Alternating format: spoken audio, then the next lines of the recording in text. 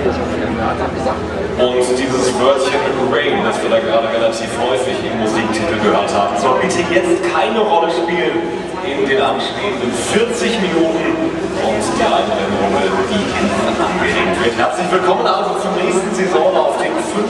in diesem Jahr im Eurocup Megane Trophy mit unseren 16 insgesamt 400 PS starken Silhouetten-Tourenwagen, die nun also zum ersten Wertungslauf an diesem Wochenende ihre Startplätze bezogen haben. Die Autos erinnern uns an die Renault Megane-Fahrzeuge von der Straße, basieren allerdings auf einem Gitterrohr am Chassis, das aufgebaut wird, über das dann letztendlich eine Karosserie drüber gestülpt wird.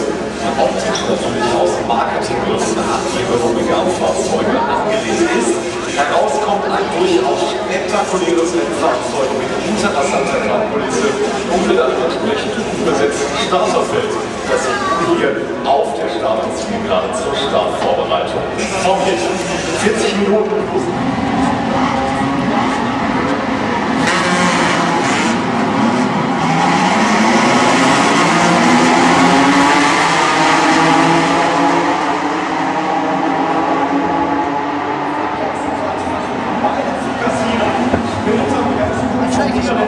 Fabian Schuler hat der aber auf der Außenseite kontern kann und sich den